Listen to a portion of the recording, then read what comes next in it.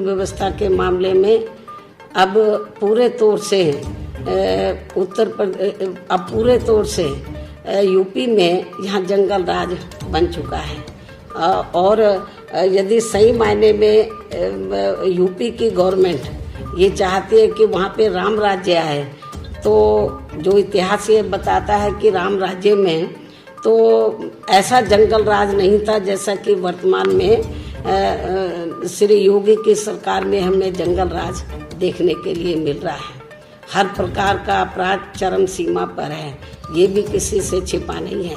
और इस मामले में विशेषकर यूपी की वर्तमान भाजपा सरकार को ज़्यादा ध्यान देने की ज़रूरत है। बीएसपी की इनको ये खास सलाह भी है, जबकि बीएसपी के मामले में ये बात सर्वविदित है कि बीएसपी जो कहती है तो उस पर अपनी पूरी ईमानदारी व निष्ठा से अमल भी करती है। उत्तर प्रदेश में बीएसपी की सरकार बनने पर, उत्तर प्रदेश में इस बार बीएसपी की सरकार बनने पर विशेषकर ब्राह्मण समाज के आस्था एवं स्वाभिमान के खास प्रतीक माने जाने वाले परशुराम तथा अन्य सभी जातियों व धर्मों में जन्मे महान संतों, गुरुओं व महापुरुषों के नाम पर भी बड़ी संख्या में आधुनिक हॉस्पिटल व सभी जरूरी सुविधाओं से युक्त ठहरने के स्थलों का भी निर्माण कराया जाएगा। और इससे फिर एक तरफ सभी पार्टियों व धर्मों के महान संतों, गुरुओं व महापुरुषों को पूरा आदर सम्मान मिलेगा। तो वहीं दूसरी तरफ कोरोना जैसी आगे अन्य और भी भयानक बीमारी के फैलने पर फिर वर्तमान की तरह खासकर उत्तर प्रदेश की जनता को कोई ज़्यादा परेशानी भी नहीं आएगी। हालांकि इस मामले में हमारी पार्टी कुदरत से यही प्रार्थना करती है, कामना करती है कि कोरोना जैसी अन्य और महामारी अब आगे अपने देश में फिर से कभी भी ना यहाँ आए।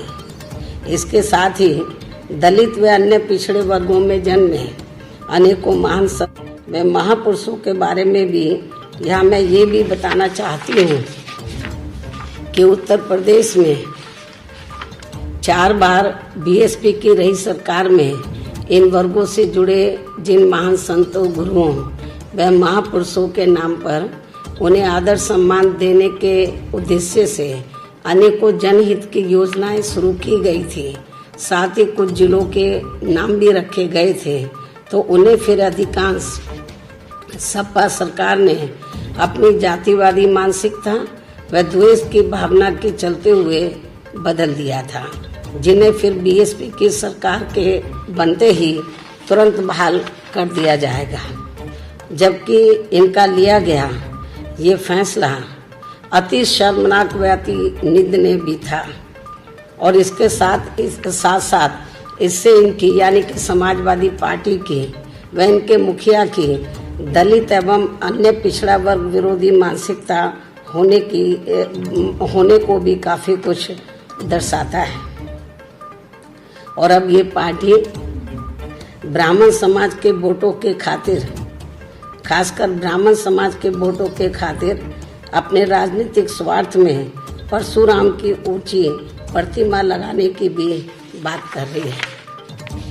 लेकिन इस मामले में हमारी पार्टी का सपा को ये भी कहना है कि यदि इनको वास्तव में इनकी प्रतिमा इनके सम्मान में लगानी भी थी तो इनको इसे अपने पूर्व के रहे शासनकाल में ही लगा देना चाहिए था।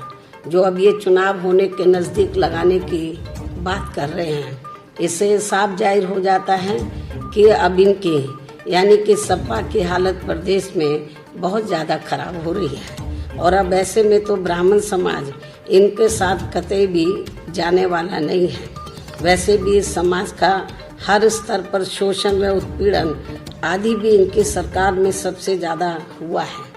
इसके अनेकों उदाहरण हमारे सामने हैं। जबकि ब्राह्मण समाज को हर मामले में बीएसपी के ऊपर ये पूरा भरोसा है कि बीएसपी किसी भी मामले में सपा की तरह कहती नहीं है बल्कि करके दिखाती है।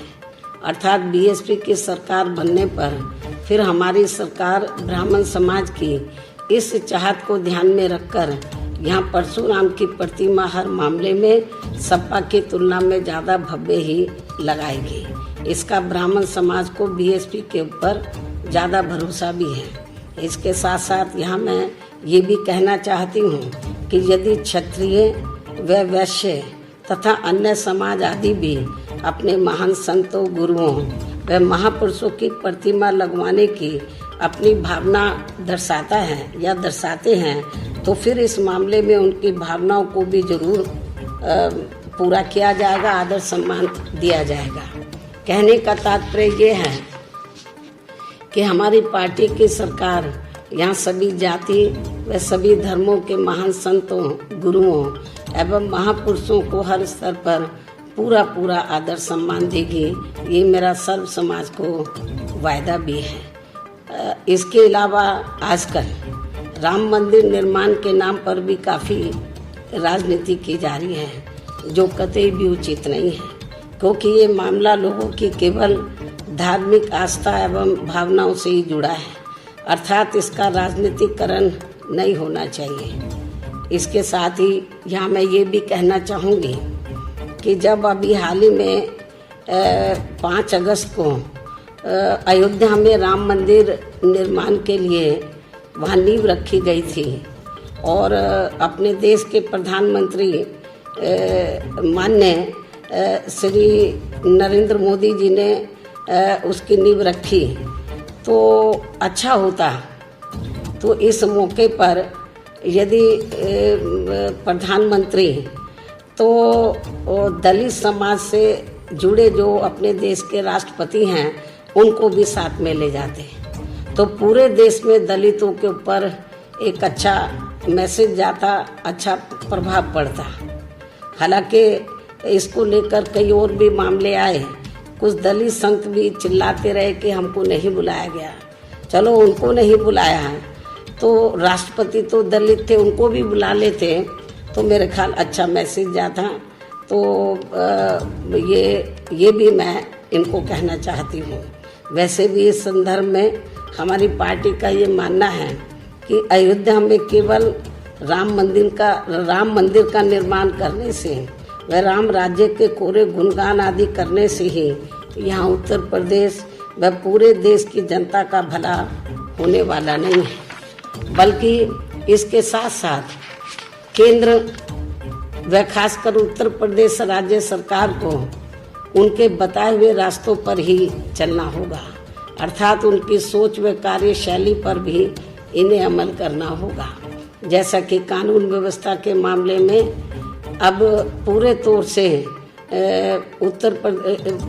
तौर से यूपी में यहाँ जंगल राज बन चुका है और यदि सही मायने में यूपी की गवर्नमेंट ये चाहती है कि वहाँ पे राम राज्य आए, तो जो इतिहास ये बताता है कि राम राज्य में तो ऐसा जंगल राज नहीं था जैसा कि वर्तमान में श्री योगी की सरकार में हमें जंगल राज देखने के लिए मिल रहा है।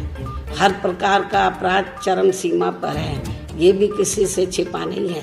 और इस मामले में विशेषकर यूपी की वर्तमान भाजपा सरकार को ज़्यादा ध्यान देने की ज़रूरत है। बीएसपी की इनको ये खास सलाह भी है, जबकि बीएसपी के मामले में ये बात सर्वविदित है कि बीएसपी जो कहती है तो उस पर अपनी पूरी ईमानदारी व निष्ठा से अमल भी करती है।